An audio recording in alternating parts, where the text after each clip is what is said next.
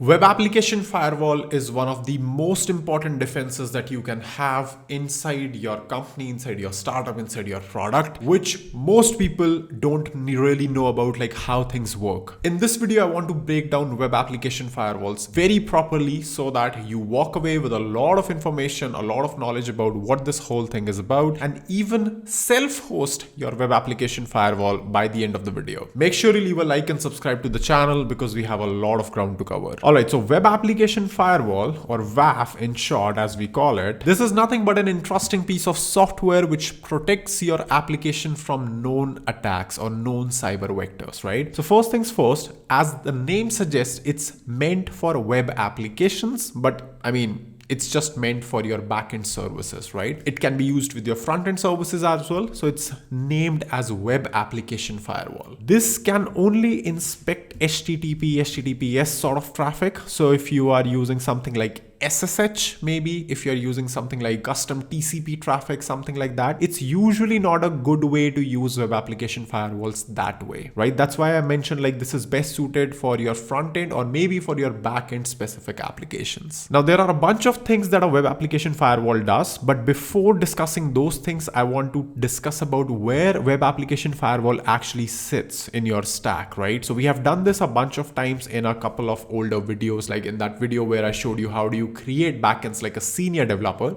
In that video, I show you like, WAF, rate limiter, then your backend, then the database, then all these sorts of stuff. So web application firewall is usually in almost always all cases, it's the first entry point in your system, right? So if I have a client over here, for example, who's making some sort of backend request, the first thing would be the web application firewall, which will be invoked. And then web application firewall actually is a reverse proxy to your actual real backend, right? Because obviously web application firewall is not really useful if the user is legit, because you really want the user to be able to access the product, the website that your thing is. But it's extremely useful to stop the traffic right here itself, like, just stop the bad actors at this point itself directly so that they don't really reach the actual code base itself. Now again, specifically for doing this, what your web application firewall needs to do is a bunch of things. First of all, it has to decrypt the TLS traffic. If you are using like HTTPS or something like that, it needs to decrypt that traffic because it needs to read what's going on in the body, what's going on in the headers, URL, all of that stuff. It needs to check for attack patterns, right? Whether that's SQL injections, whether that's somebody trying to, do something like which we recently saw,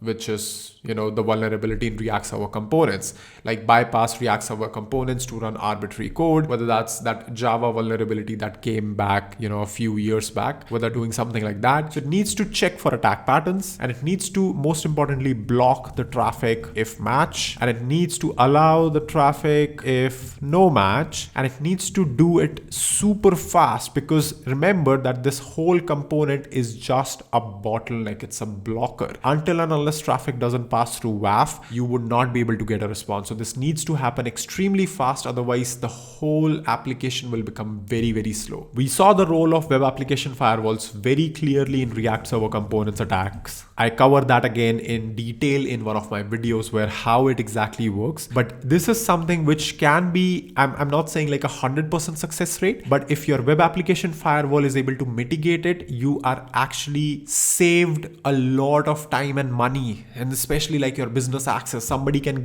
literally get inside your database and destroy your company. But if you have a WAF configured on top of that, which is secure enough to understand that, okay, I need to block this specific attack, it'll save you. It'll literally save you and your company and your product. So that's how important WAF is. Now, there are some other things which WAF can do, something like rate limiting on the WAF layer itself. But primarily, the job of WAF is to prevent catastrophic attacks from happening, right? And rate limiting, you can say that, okay, you can bring down the infrastructure, sure, but it's not really a data loss, or it's not really like a SQL injection or something that can just destroy your database or your backend generally, like remote code execution, stuff like that. Now, in terms of WAF also, there are a bunch of ways you can deploy WAF. First of all is like, cloud-based WAF solutions, which is where, cloud platforms like AWS and all come into picture, where you use AWS WAF, Cloudflare WAF and use them. The second one is a self-hosted WAF. Now this is ideal if you are somebody who wants to get all the benefits of WAF, but you don't really want to rely on any cloud for whatever services, could be internal. You might not actually trust cloud providers at all. Whatever your reasons are, you can also use self-hosted WAF. And if you're using self-hosted WAF, you can consider this option called SafeLine WAF, which is a completely open source solution for deploying your own WAF web application firewall, which protects you against everything that we just discussed. And it gives you a very nice admin interface for not only just logging whatever is happening, but also reverse proxying your service directly in order to actually make applications online via your web application firewall. So I'm going to show you how to deploy this on your server really quick. It's a very simple process and we'll get started in basically no time. So I've left this link in the description. If you go on this link and if you click on this install button, it'll take you to the documentation page, and which is what we will follow. All right, so over here you can see that I just spinned up a Ubuntu virtual machine in order to test out SafeLine WAF, and this is something that you will do in your own internal network or wherever you are deploying this WAF. It's very simple to use, at least if you want automatic deployment. Just copy and paste this command and it'll set up everything for you. So I'm going to say I want to install this because it's the first time I'm doing this. Yes, I want to set up Docker,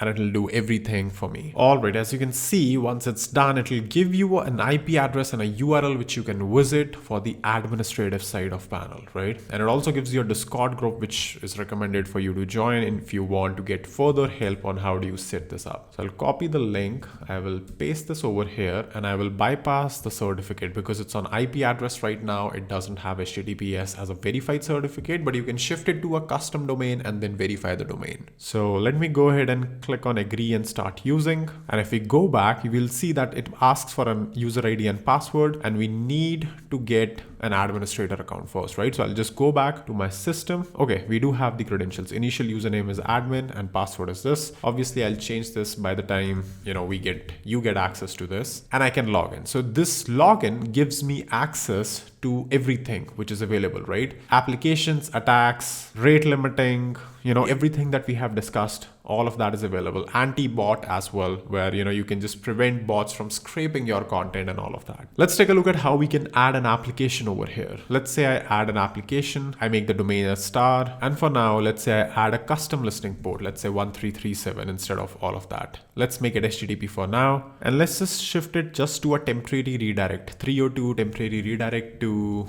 let's say, example.com for now, right? Very simple example of a WAF, simple redirect on port 1337, right? If I submit this now, and if I visit this IP address over here as port 1337, you will see that we simply get redirected to example.com, which is what the intended behavior is, and that is how it's working out, right? In the statistics tab itself, you can see that just so I visited it, the request count increased to 1 and everything is okay, right? Query per second is just 1 for this specific time interval, and everything is nice and easy. Now let's try to create some attack vectors, or let's try to create something. So first of all, if I shift this to offline mode, let's say something has gone horribly wrong, React server component sort of thing is going wrong and we are actually seeing attack. What you can do is shift this to an offline mode, and you can see that, basically SafeLine WAF just creates a very quick layer for you to work on these things, right? So I can just shift this to defense, audited or offline. Currently in offline, it'll just block all the access. If I change it back to defense, refresh it, you can see it just starts working again. You can see that this is a very, very sophisticated, where you can customize this